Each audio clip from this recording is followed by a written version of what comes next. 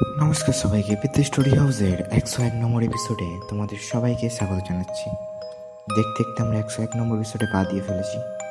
আপনাদের সবার এত ভালোবাসা দেখে আজকেরও আমি নতুন একটা সত্যি ভৌতিক গল্প নিয়ে চলে এসেছি।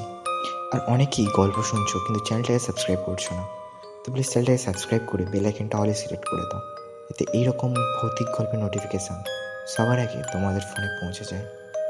তো বেশি কথা বলবো না, আমরা ডাইরেক্ট গল্পের দিকে এগোবো। আমাদের নানুর বাড়ি হবিগঞ্জ জেলার একটি অত্যন্ত গ্রামে মোচাজান। সবুজে ঘেরা নিরিবিলি এই গ্রামটার এক কোণায় দাঁড়িয়ে আছে একটা আধপাকা পুরনো বাড়ি, যেটা নিয়ে স্থানীয়দের মধ্যে বহু বছর ধরে নানা রহস্য ঘুরে বেড়ায়।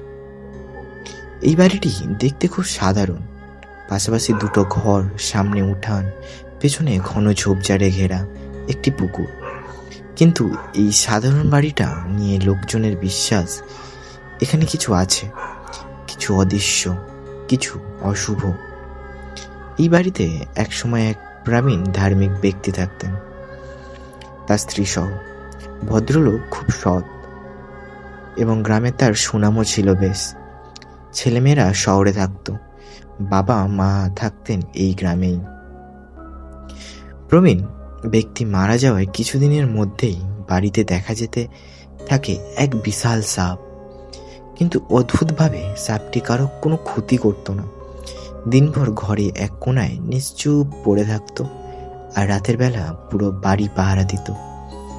কেউ বলতো এই সাপ ওই লোকটার আত্মার রূপে এসেছে, কেউ বলতো এটা কোনো অপদেবতা যাকে এই লোকটা শাসনে রেখেছিল।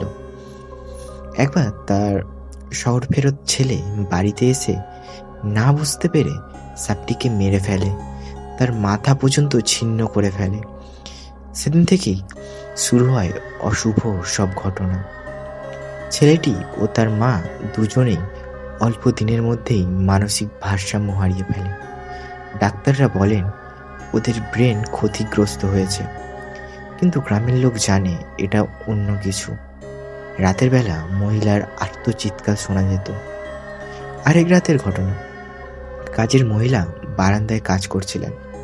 হঠাৎ বাইরে থেকে মোটা গলায় কেউ বলে উঠল, ভাত দে। কিন্তু বাইরে কেউ নেই। এরপর বাড়ির সবাই এক রাতে একই স্বপ্ন দেখল। পুকুরের মধ্যে এক মাথা কাটা লোক ঘুরে ঘুরে বলছে, এটাই আমার ওস্তাদের বাড়ি, তাড়ানোর চেষ্টা করো না, ওস্তাদ বলে গেছেন আমি দেখাশোনা করব। পুকুরটা সেদিন পরিষ্কার করা হয়। তার পরদিন সকালেই দেখা যায় আবার শ্যাওলার ভর্তি, যেন কিছুই হয়নি। পুকুরের আশেপাশে কেউ যেত না। একদিন কাজের মহিলা ছেলে খেলতে খেলতে পুকুরে নামে। হঠাৎ ছেলেটা চিৎকার দিয়ে ওঠে, টানতেছে, কেউ টানতেছে। দৌড়ে লোক এসে ছেলেটা টেনে তোলে। দেখা যায় ওর পায়ে শিকলের মতো দাগ। গ্রামের ভাষায় সবচেয়ে ভয়ানক ঘটনা ঘটে এক রাতে।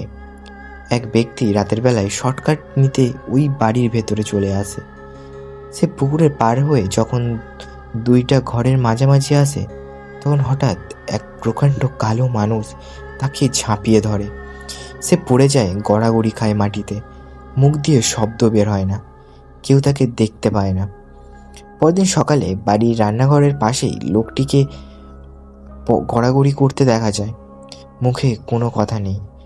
ধরে বাড়ির লোকেরা জিজ্ঞাসা করলে সে শুধু পুকুরের দিকে ইশা করে কাঁপতে কাঁপতে বলে, ওই যে ওই পুকুরে কালো লোকটা।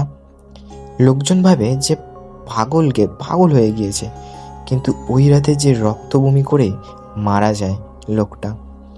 এরপর থেকে ওই বাড়িতে কেউ থাকতে চায় না। বাড়িটা এখনো আছে, অর্ধ পোড়া, কিন্তু পুরোপুরি শূন্যস্থান। রাত নামলেই কেউ সেই দিকে তাকায় না।